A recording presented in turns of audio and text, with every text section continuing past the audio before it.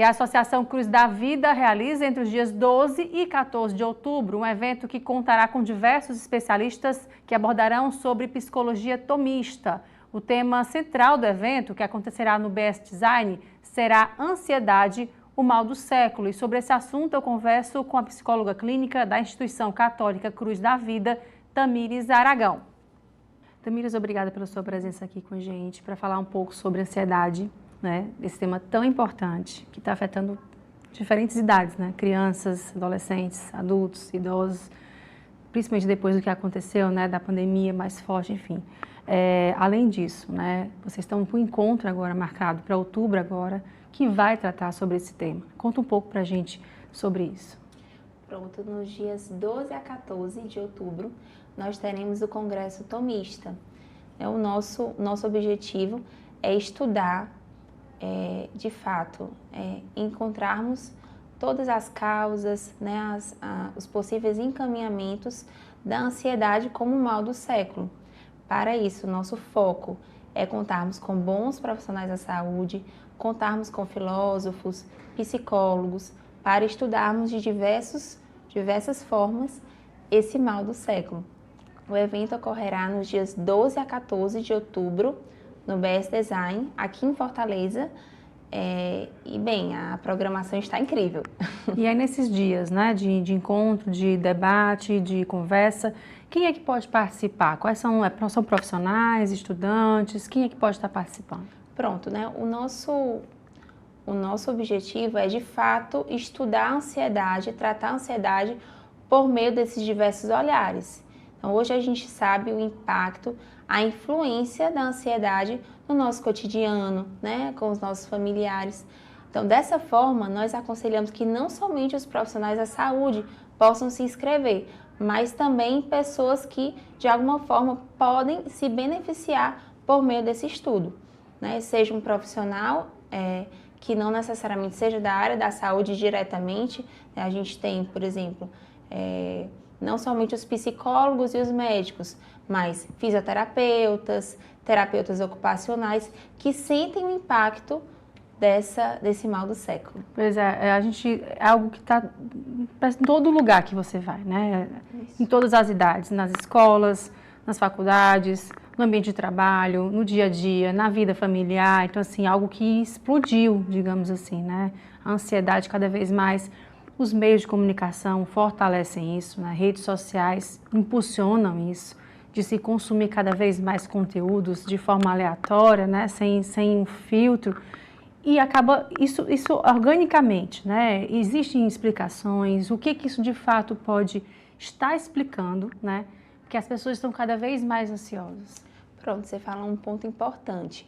A nossa vida hoje em dia é uma vida acelerada, né? Se nós formos comparar o ritmo do homem, né, há alguns anos e não precisamente há muitos anos, nós vamos observar que os homens hoje eles têm uma necessidade de, né, estarem em atividade, uma necessidade que muitas vezes não é compatível com o próprio homem.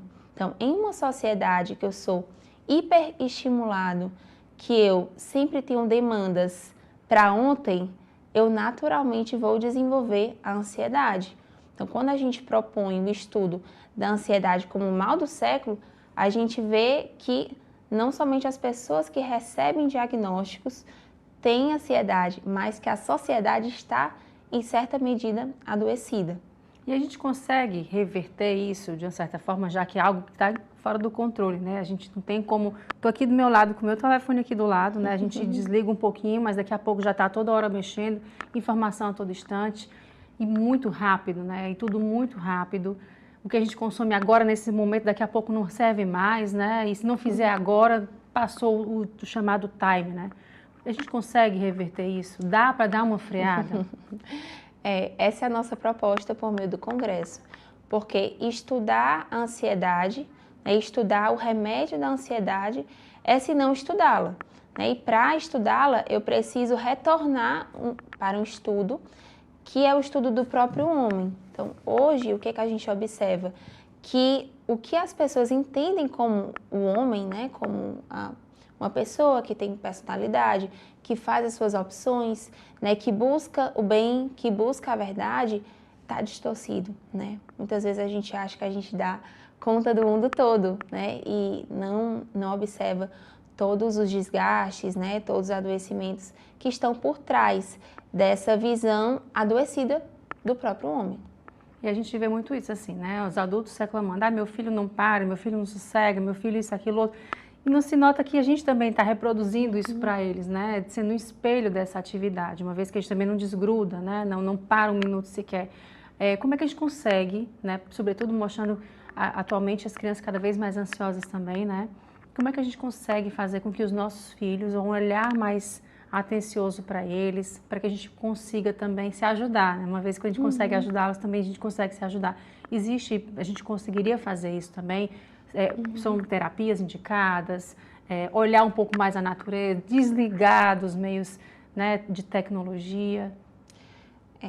O primeiro passo é ter uma comunicação, uma comunicação de qualidade, né? Hoje o que a gente observa é que os pais não conhecem os filhos, né? A gente vê pessoas que convivem na mesma casa e que por vezes não observam, né, um traço de tristeza, um traço de depressão.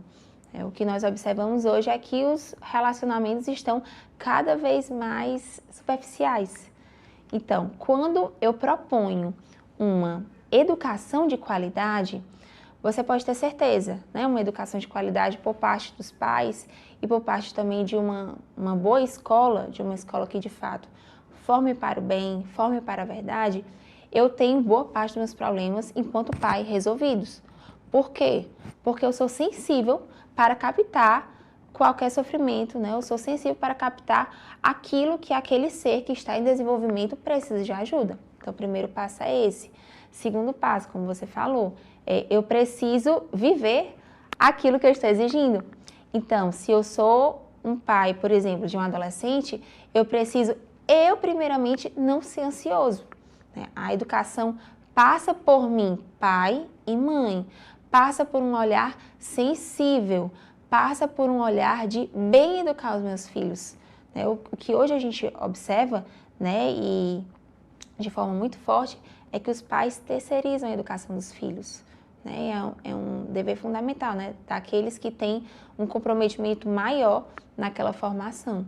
Então, o primeiro passo é que os pais, eles de fato bebam dessa educação que não seja ansiosa, né? No caso, uma autoeducação. E a gente vê também um consumo exagerado de medicamentos, né? As pessoas se automedicando, né? Elas ansiosas, tomo um remedinho ali do descanso, durmo, tomo um remédio para dormir, né? Tomo um remédio para isso, tomo um remédio para me acalmar, tomo um remédio. Enfim, é aquela automedicação exagerada, as pessoas buscam aquele bem-estar momentâneo, mas esquecem de tentar trabalhar, né? O que tem por trás disso tudo. Quais são esses riscos, né? A longo prazo, a curto prazo, enfim, para essa pessoa, de se medicar, de se procurar, não de fato resolver, né? Mas apenas tentar apagar um pouquinho ali aquele incêndio. O que a gente observa, né, como nós falamos aqui, é que a sociedade está adoecida, né? Até tratando um pouco melhor sobre o que é a ansiedade é senão uma desordem daquilo que nós chamamos de temor, daquilo que nós chamamos de medo. Então, quando eu estou com a minha emoção, né, com o medo desordenado, eu não consigo estar na realidade, porque tudo me gera medo, né? E se tudo me gera medo, muitas vezes eu tenho comportamentos de fuga, de escape, eu vivo tenso, né? A ansiedade é um quadro que muitas vezes se manifesta por meio dessa sensação constante de combate, essa sensação constante de uma ameaça. Quando nós temos uma sociedade que se configura desta forma, bem, eu não consigo relaxar. E se eu não consigo relaxar, muito menos eu consigo esperar. Então, hoje, o que a gente observa? Que muito desses quadros de automedicação são, senão, uma dificuldade em esperar, né? Uma dificuldade em ter a sua dor de cabeça passando naturalmente, sabendo que aquela dor de cabeça vai ser curada com uma boa noite de sono, sabendo que aquela dor de cabeça vai ser curada, se não por meio, talvez, do afastamento, né? O equilíbrio de uma atividade que esteja lhe passando da ordem. Então, hoje, o que nós observamos é que esse modo de ser do homem impacta a sua natureza, impacta o seu corpo, impacta a sua mente e que muitas vezes esse mesmo homem que vem se percebendo adoecido, ele não se permite ser curado.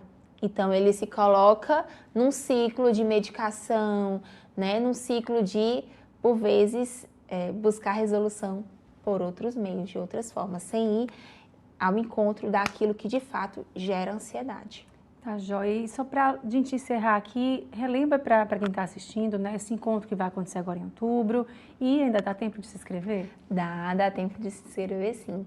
O encontro ocorrerá nos dias 12 a 14 de outubro no BS Design, reiterando, será um congresso, né, sobre ansiedade, sob o olhar do tomismo, né? Ou seja, um olhar integral. Nós vamos pensar, nós vamos estudar a ansiedade sob o ponto de vista da psicologia, da medicina, sob todos os olhares que de fato impactam esse estudo, tá bom? Vai ser um congresso que vai ser muito útil para a comunidade médica, para a comunidade de fato da saúde. E vocês têm algum telefone de contato e redes sociais? Como é que faz para saber mais informações? Pronto, vocês podem acessar o nosso Instagram, cruzdavida.cv, e lá também nós temos a opção de entrar em contato com a nossa secretaria. E fala só um pouquinho antes da gente encerrar do trabalho de vocês do Instituto. Pronto, nós somos o Cruz da Vida. O Cruz da Vida se propõe a atender a população que de fato mais necessita, né? Nós sabemos hoje que as pessoas se colocam em situação, infelizmente, de espera assim, extremamente delongada, né? Em relação a exames, em relação a atendimento médico, atendimento em outras áreas, ainda enquanto área da saúde. E nós prestamos tanto um auxílio continuado como um auxílio pontual, por meio de ações itinerantes e ações continuadas, né? Além disso, nós também fazemos a distribuição de alimentos, né? Nós temos uma ação que no último Natal impactou mais de 2.000 famílias em Limoeiro do Norte. Nós temos também ações como sopão, entrega de medicações. Então, nós queremos cuidar também de modo integral desse homem que está tão adoecido, sempre buscando, né, o bem e a verdade. E a população pode também estar parceira junto a vocês e mais informações pelo Instagram também, né? Isso, né? Nós somos, então, um projeto católico que visa levar todas essas pessoas ao bem. Obrigada mais uma vez. O Destaques fica por aqui. Obrigada pela sua companhia e até o próximo programa.